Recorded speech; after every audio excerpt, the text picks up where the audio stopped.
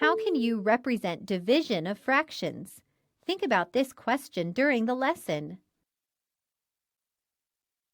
Mr. Roberts plans to use pieces of wood that are each 3/4 foot long to build a set of shelves. How many shelves can he make from a board that is 3 feet long? Think. How many 3/4 are in 3? Here is one way to solve the problem. First, write 3 as a fraction with a denominator of 4. How do you write 3 as a fraction with a denominator of 4? Select your answer.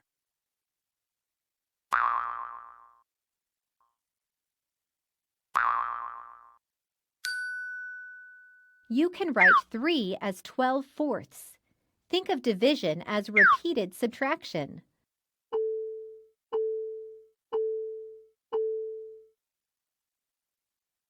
Why is 3 rewritten as 12/4? How many 3/4 are subtracted from the 3-foot-long board until 0 is reached?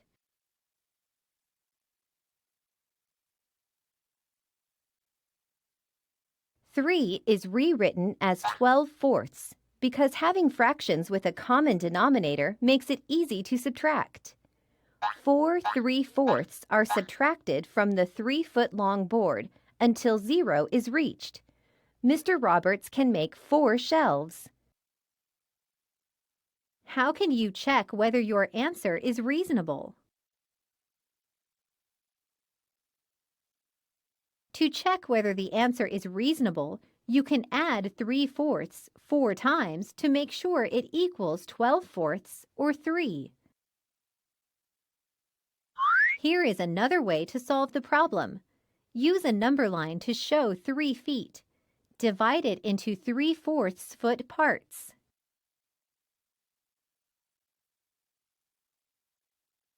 The number line shows that 3 divided by 3/4 equals 4. Mr. Roberts can make 4 shelves. When the divisor is less than 1, the quotient is greater than the dividend.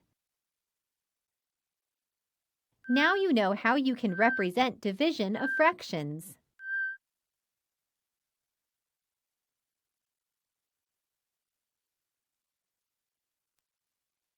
A board is 6 feet long. How many 2/3 foot long pieces can be cut from the board? Use the number line to show your work. Using the number line, we need to write in the numbers to represent the board that is 6 feet long. So we know from the beginning, we'll start with 0. We have 1, 2, 3, 4, 5, 6. So that represents the 6 feet long board.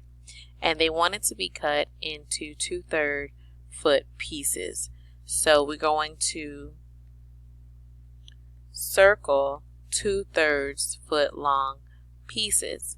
But I need to make some other tick marks first before I do that. Let me go back to green. So in between 0 and 1, that's 1 foot.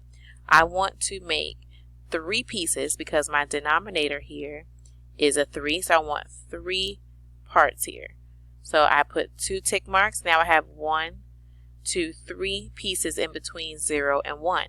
I want to do that same thing in between all of the other foots in this number line. So I'm putting the 2 tick marks, and now I have 3 pieces in between every foot. Now I can identify the 2/3 pieces that need to go in the 6 foot long board. So I'm going to count 1, 2, and that's my first 2/3 piece. I'm going to count another 1, 2. That's my second, and I continue to do that until I have used up the entire 6 foot board. 1, 2, 1, 2, 1, 2, 1, 2. All right, so now that I have identified all of the 2/3 pieces, I need to count how many there are because the question asks how many 2/3 foot long pieces can be used or cut from this board. So I have 1, 2, 3, 4, 5, 6, 7, 8, 9. So our answer is 9 boards can be cut, or pieces, 9 pieces. I'll just put board pieces can be cut from this 6 feet board. How much cake will each person get if 3 friends decide to share half a cake equally? Find 1/2 divided by 3.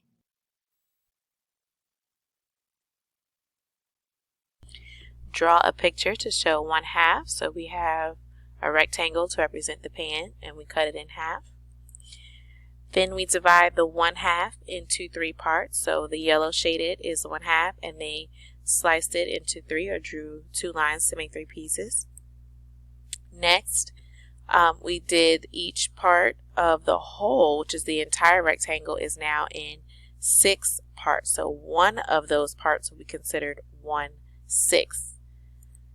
And so each person will get 1/6 of the cake to divide it equally amongst those 6 people. Make a diagram to find 2/3 divided by 4. We're going to draw our diagram, and I'm going to do it as a rectangle like the example. So I have my rectangle, and I'm going to make it into 3 parts.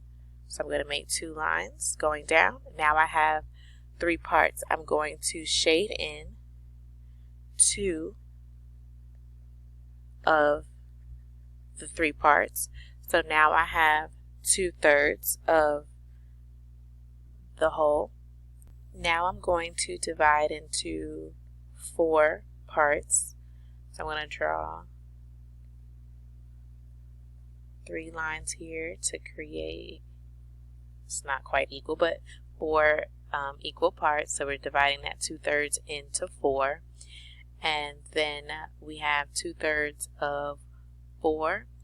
So 2/3 of the 4 will be, let's say, those 2 at the top, 2/3 of the 4 pieces, and then that will equal 2 out of the total number of pieces. So we have 1, 2, 3, 4, 5, 6, 7, 8, 9, 10, 11, 12. So that is 2 out of 12, and we can simplify that fraction by dividing by a common factor. So a common factor of both 2 and 12 would be 2. And so 2 divided by 2 is 1, and 12 divided by 2 is 6. So the final answer, which should, whenever you have fractions, be simplified to its simplest form, would be 1/6. And so this is how you would use a diagram to divide fractions. You can use what you know about dividing fractions to find and use a pattern. Look at the division and multiplication equations. Find and use a pattern to solve 4 divided by 2/3. So we look at the pattern. It shows when you divide by a fraction, you get the same result as when you multiply by its reciprocal. Rewrite the problem as a multiplication problem using the reciprocal of the divisor.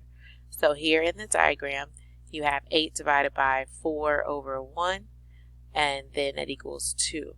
Then you have 8 times 1/4 is equal to 2. That's the reciprocal of 4 over 1. And just to point out, when you see a fraction with 1 as the denominator, that is a whole number. And to make that whole number a fraction, they put it over 1. So the reciprocal of 4 would be 1 over 4, and then you multiply 1/4. 8 times 1 is 8, and then an invisible 1 here times 4. 8 over 4 is 8 divided by 4 is equal to 2. And then you have 5 divided by 1/2 is equal to 10. The reciprocal of 1/2 is 2 over 1, and then you multiply straight across. 3 divided by 3/4 is equal to 4. The reciprocal of 3/4 is 4 over 3, and then you multiply straight across. So two numbers whose products is 1 are called reciprocals of each other. If a non-zero number is named as a fraction a over b, then its reciprocal is b over a. So here we have 4 divided by 2/3 is equal to 4. The reciprocal of 2/3 is 3 over 2. You multiply straight across and you get 12 over 2, and then 12 divided by 2 because that fraction bar equals division is equal to 6.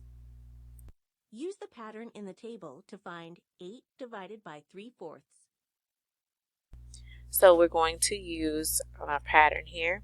So we know we're dividing 8 and 3/4. So the reciprocal of 3/4, if you remember looking here, the reciprocal would be 4 over 3. So I'm going to write 4 over 3. And then now we multiply straight across. I'm just going to create that invisible 1 underneath that whole number. And I'm going to multiply 8 times 4, which is 32. And then 1 times 3 is 3. Now we must divide that 3 and 32 because we cannot leave it as an improper fraction. So 3 goes into 3 one time. That's 3. And then we drop down our 2. 3 goes into 2 0 times. And so we're going to put a 0 here. And that becomes a 2.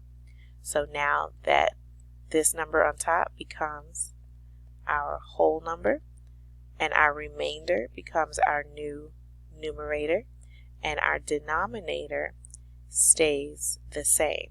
So the simplified version of 32/3 is 10 and 2/3. So that will be your final answer.